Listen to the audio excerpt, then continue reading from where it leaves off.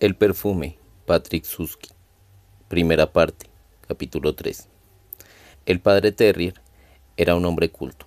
No solo había estudiado teología, sino también leído a los filósofos y profundizado además en la botánica y la alquimia. Confiaba en la fuerza de su espíritu crítico, aunque nunca se habría aventurado, como hacían muchos, a poner en tela de juicio los milagros, los oráculos y la verdad de los textos de las Sagradas Escrituras, pese a que, en rigor, la razón sola no bastaba para explicarlos y a veces incluso los contradecía.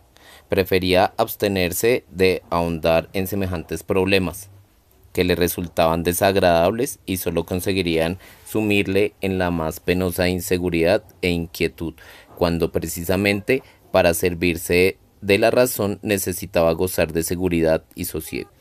Había cosas, sin embargo, contra las cuales luchaba a brazo partido, y estas eran las supersticiones del pueblo llano: brujería, cartomancia, uso de amuletos, hechizos, conjuros, ceremonias en días de luna llena y otras prácticas. Era muy deprimente ver el arraigo de tales creencias paganas después de un milenio de firme establecimiento del cristianismo. La mayoría de casos de las llamadas alianzas con Satanás y posesiones del demonio también resultaban, al ser considerados más de cerca, un espectáculo supersticioso. Ciertamente, Terrier no iría tan lejos como para negar la existencia de Satanás o dudar de su poder. La resolución de semejantes problemas fundamentales en la teología incumbían a esferas que estaban fuera del alcance de un simple monje. Por otra parte, era evidente que cuando una persona ingenua como aquella nodriza afirmaba haber descubierto a un espíritu maligno, no podía tratarse del demonio. Su misma creencia de haberlo visto era una prueba segura de que no existía ninguna intervención demoníaca, puesto que el diablo no sería tan tonto como para dejarse sorprender por la nodriza Jean Bussy. Y encima, aquella historia de la nariz, del primitivo órgano del olfato, el más bajo de los sentidos, como si el infierno oliera a azufre y el paraíso a incienso y mirra. La peor de las supersticiones, que se remontaba al pasado más remoto y pagano, cuando los hombres aún vivían como animales, no poseían la vista aguda, no conocían los colores, pero se creían capaces de oler la sangre y de distinguir por el olor entre amigos y enemigos. Se veían a sí mismos husmeados por gigantes caníbales, hombres lobos y furias, y ofrecían a sus horribles dioses holocaustos apestosos y humeantes. ¡Qué espanto! Ve el loco con la nariz, más que con los ojos, y era probable que la luz del don divino de la razón tuviera que brillar 1000 años más antes de que desaparecieran los últimos restos de la religión primitiva. ¡Ay! El pobre niño, la inocente criatura, yace en la canasta y dormita, ajeno a las repugnantes sospechas concebidas contra él. Esa desvergonzada osa afirma que no hueles como deben oler los hijos de los hombres. ¿Qué te parece? ¿Qué dices a esto, chiquirrín? Y meciendo después con cuidado la cesta sobre sus rodillas, acarició con un dedo la cabeza del niño, diciendo de vez en cuando chiquirrín, porque lo consideraba una expresión cariñosa y tranquilizadora para un lactante. Dicen que debes oler a caramelo. Vaya tontería, ¿verdad, chiquirrín? Al cabo de un rato se llevó el dedo a la nariz y olfateó, pero solo olió a la col fermentada que había comido a mediodía. Vaciló un momento, miró a su alrededor por si lo observaba alguien, levantó la cesta y hundió en ella su gruesa nariz. La bajó mucho, hasta que los cabellos finos y rojizos del niño le hicieron cosquillas en la punta, e inspiró sobre la cabeza con la esperanza de captar algún olor.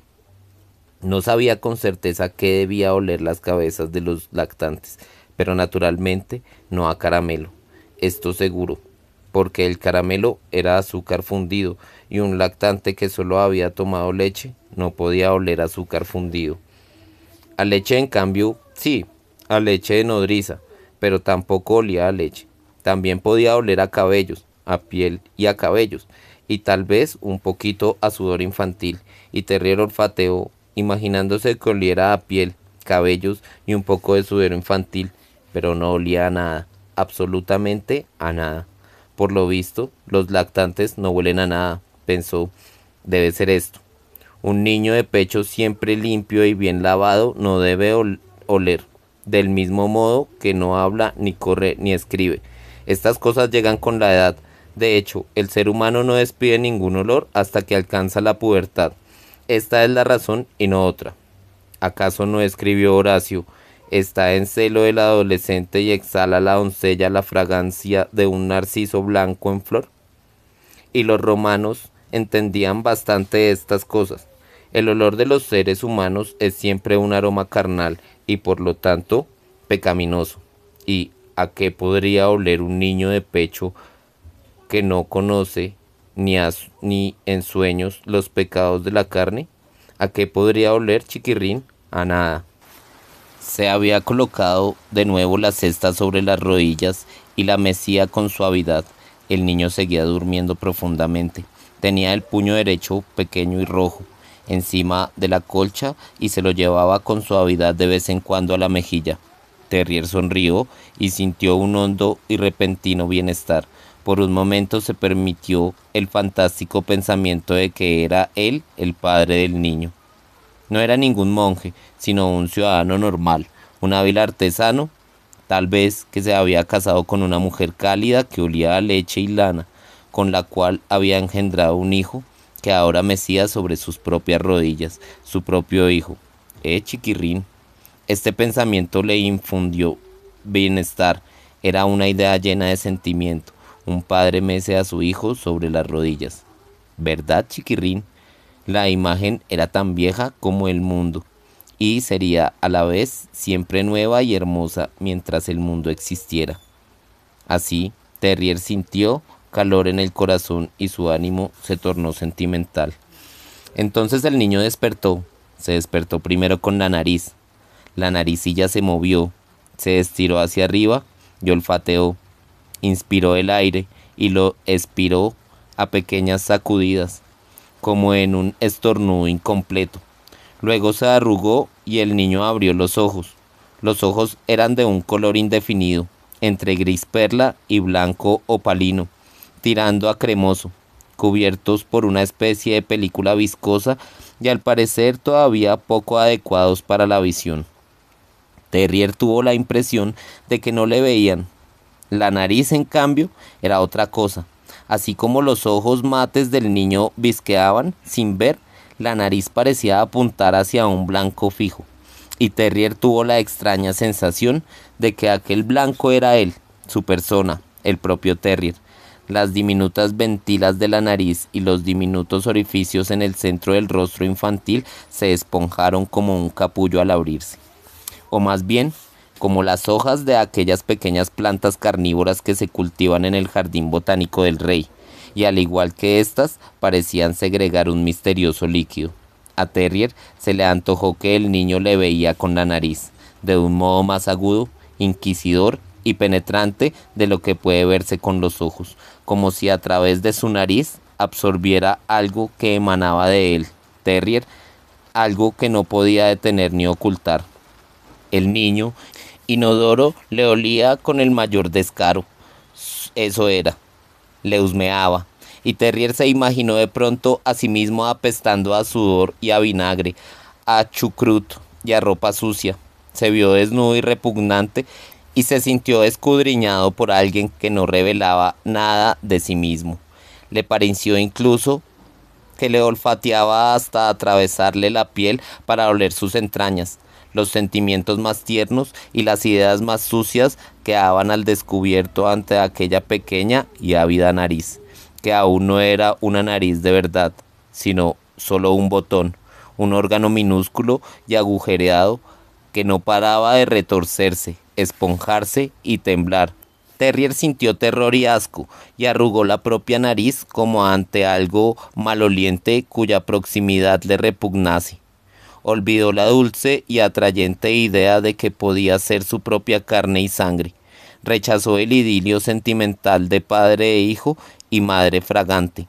Quedó rota la agradable y acogedora fantasía que había tejido en torno a sí mismo y al niño. Sobre sus rodillas yacía un ser extraño y frío, un animal hostil, y si no hubiera tenido un carácter mesurado, imbuido de temor de Dios y de criterios racionales, lo habría lanzado lejos de sí en un arranque de asco, como si se tratase de una araña. Se puso en pie de un salto y dejó la cesta sobre la mesa. Quería deshacerse de aquello lo más deprisa posible, lo antes posible, inmediatamente. Y entonces aquello empezó a gritar. Apretó los ojos, abrió las fauces rojas y chilló de forma tan estridente que a Terrier se le heló la sangre en las venas. Sacudió la cesta con el brazo estirado y chilló, chiquirrín, para hacer callar al niño, pero este intensificó sus alaridos y el rostro se le amorató como si estuviera a punto de estallar a fuerza de gritos. A la calle con él, pensó Terrier, a la calle inmediatamente con este demonio. Estuvo a punto de decir, pero se dominó a tiempo. A la calle con este monstruo, este niño insoportable. ¿Pero a dónde lo llevo? Conocía a una docena de nodrizas y orfanatos del barrio, pero estaban demasiado cerca, demasiado próximos a su persona. Tenía que llevar aquello más lejos, tan lejos que no pudieran oírlo, tan lejos que no pudiera dejarlo de nuevo ante la puerta en cualquier momento. A otra diócesis, si era posible, y a la otra orilla, todavía mejor, y lo mejor, todo extramuros, al Faubourg Saint-Antoine. Eso mismo, allí llevaría al diablillo chillón hacia el este, muy lejos, pasada la Bastilla, donde cerraban las puertas de noche. Y se cogió la sotana, agarró la cesta vociferante y echó a correr por el laberinto de calles hasta la Rue du Faubourg Saint-Antoine, y allí, por la orilla del Sena, hacia el este, y fuera de la ciudad muy lejos, hasta la Rue de Charnon, y el extremo de esta, donde conocía las señas, cerca del convento de la Madeleine de Trenel, de una tal Madame Gaillard, que aceptaba a niños de cualquier edad y condición, siempre que alguien pagara su hospedaje, y allí entregó al niño, que no había cesado de gritar. Pagó un año por adelantado, regresó corriendo a la ciudad y una vez llegado al convento, se despojó de sus ropas como si estuvieran contaminadas, se lavó de pies a cabeza y se acostó en su celda. Se santiguó muchas veces, oró largo rato y por fin aliviado concilió el sueño.